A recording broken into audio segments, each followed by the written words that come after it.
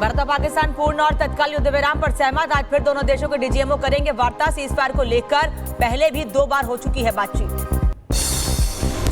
भारतीय सेना ने ऑपरेशन सिंदूर को लेकर की प्रेस कॉन्फ्रेंस। कहा भारत ने पाकिस्तान और पीओके में 9 आतंकी ठिकानों को बनाया निशाना। पाकिस्तान के ड्रोन और मिसाइल हमले को किया नाकाम।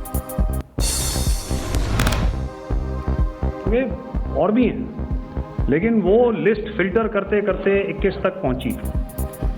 अब क्या आगे एंगेज किए जाएंगे? अगर जरूरत पड़ेगी तो जरूर एंगेज किए जाएंगे।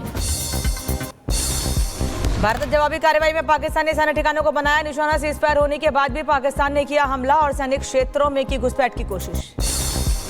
संघर्ष विराम के उल्लंघन पर भारत ने दिया मुंह तोड़ जवाब। सेना को जवाबी कार्रवाई की दी छूट। फिर सीजफायर तोड़ने पर पूरी ताकत से देंगे जवाब। जनरल उपेंद्र द्विवेदी ने पश्चिमी सीमाओं के सेना कमांडरों के साथ की सुरक्षा समीक्षा बैठक। संघर्ष विराम और हवाई क्षेत्र के उल्लंघन को लेकर हुई चर्चा। भारतीय सेना ने पाकिस्तान में आतंकी और सैन्य ठिकानों की तस्वीर की जारी। हमले से पहले और बाद की दिखी तस्वीर।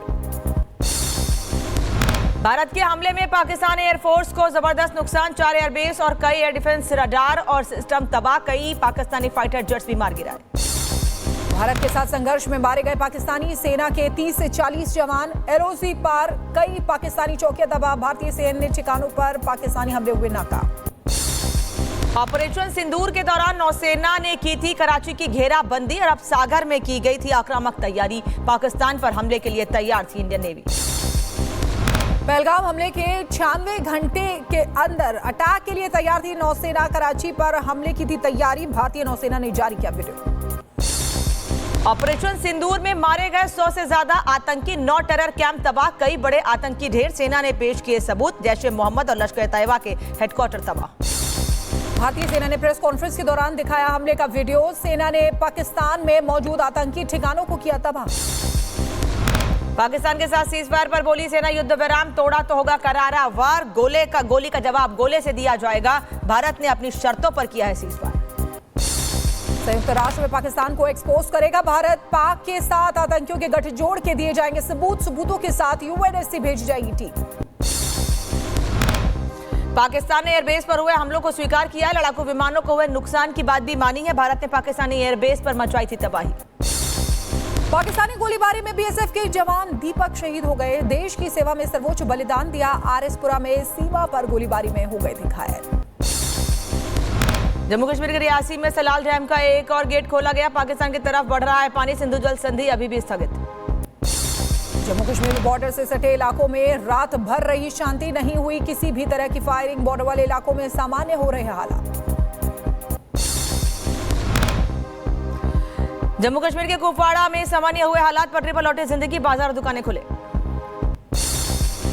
राजस्थान के बाड़मेर में रविवार को भी जारी रहा ब्लैकआउट। सीजफायर के बावजूद एहतियात के तौर पर लगाया गया ब्लैकआउट।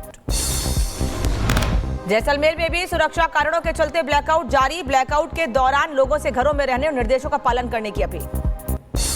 राजस्थान के साथ पंजाब के कुछ शहरों में भी ब्लैकआउट जारी। पठानकोट शहर में एहतियातन ब्लैकआउट जारी रखने का निर्देश। पंजाब के फिरोजपुर में भी जारी रहा ब्लैकआउट। डीएम ने लोगों से लाइट नहीं जलाने की अपील की। सीजफायर के बावजूद एहतियात के तौर पर ब्लैकआउट जारी। अमेरिकी उपराष्ट्रपति जेडी वेंस से बातचीत में पीएम मोदी का साफ संदेश। कहा वहां से गोली चलने पर यहां से चलेगा गोला। पाकिस्तान ने फिर गलती की तो विनाशकारी जवाब मिलेगा। ऑपरेशन सिंदूर पर कांग्रेस नेता अधीर रंजन चौधरी का सवाल। बोले सरकार को देना चाहिए स्पष्टीकरण। पीएम मोदी बताएं कि क्या और कहां हुआ। तेजस्वी यादव ने की संसद के विशेष सत्र की मांग। कहा सेना को उसकी वीरता के लिए सम्मानित किया जाना चाहिए। लोगों को सभी सेनाओं का करना चाहिए धन्यवाद। बीजेपी सांसद मनोज तिवारी बोले आतंकवाद के खिलाफ चलता रहेगा ऑपरेशन सिंदूर। ऑपरेशन सिंदूर हमने पाकिस्तान के खिलाफ नहीं किया है। हमने आतंकवादियों के खिलाफ किया है और आतंकवाद के खिलाफ ऑपरेशन सिंदूर चलता रहेगा। असम में पाकिस्तान समर्थकों पर करारी चोट। अब तक 53 देशद्रोहियों को किया गया गिरफ्तार। सीएम हेमंत बिस्व शर्मा ने दी जानकारी। भारत पाकिस्तान के बीच युद्ध विराम पर अमेरिका का बयान। कहा अमेरिकी सरकार ने की थी तनाव कम करने की मांग। युद्ध विराम के लिए अमेरिका ने की भारत की सराहना। गृहमंत्री अमित शाह ने जेपी नड्डा से की मुलाकात। बीजेपी अध्यक्ष और केंद्रीय मंत्री जेपी नड्डा के आवास पर की बैठक। अब लखनऊ में बनेगी ब्रह्मोस मिसाइल। सीएम योगी ने ब्रह्मोस मिसाइल यूनिट का किया शुभारंभ। 300 करोड़ रुपए की लागत से 3.5 साल में बनकर तैयार हुई है यूनिट। परमहंस योगानंद की जन्मस्थली के पर्यटन विकास परियोजना का शिलान्यास। गोरखपुर में मुख्यमंत्री योगी आदित्यनाथ ने किया शिलान्यास और भूमि पूजन। प्रधानमंत्री मोदी ने देशवासियों को दी बुद्ध पूर्णिमा की शुभकामनाएं। भगवान बुद्ध के संदेश को बताया मानवता के पथ प्रदर्शक। भगवान बुद्ध का जीवन लोगों को प्रेरित करता रहेगा। आज पूरे देश में मनाई जा रही है बुद्ध पूर्णिमा। प्रयागराज में श्रद्धालुओं ने लगाई आस्था की डुबकी। बुद्ध पूर्णिमा पर किया स्नान। हरिद्वार में लोगों ने गंगा नदी में किया स्नान। हर की पैड़ी पर उमड़े श्रद्धालु बुद्ध पूर्णिमा पर पावन स्नान किया। नेशनल इन्वेस्टिगेशन एजेंसी एनआईए को मिली बड़ी सफलता। 10 लाख के इनामी खालिस्तानी को बिहार से किया गिरफ्तार। 2016 में नाभा जेल ब्रेक में हुआ था फरार। सोशल मीडिया पर भारत विरोधी पोस्ट करने पर एक्शन। बुलंदशहर में 2 युवकों पर राजद्रोह का मामला दर्ज। पुलिस ने दोनों आरोपियों को किया गिरफ्तार। बिहार के सीतामढ़ी में एनसीसी के कैडेट्स की मॉक ड्रिल। किसी भी आपदा से निपटने के लिए कराई जा रही है मॉक ड्रिल। हथियारों की भी ट्रेनिंग दी गई। मथुरा के रिहायशी इलाके में अमोनिया गैस का रिसाव। 10 दम घुटने से इलाके में भगदड़ मची। प्रशासन ने करीब 1 किलोमीटर का दायरा सील किया। मुजफ्फरनगर में फैक्ट्री से गैस रिसाव होने से मचा हड़कंप। इलाके में कई बच्चे और महिलाएं हुई बेहोश। सामुदायिक स्वास्थ्य केंद्र में कराया गया भर्ती। तमिलनाडु के मदुरई में मनाया गया चिथिराई महोत्सव। श्रद्धालुओं का जनसैलाब उमड़ा। सुरक्षा के कड़े इंतजाम किए गए।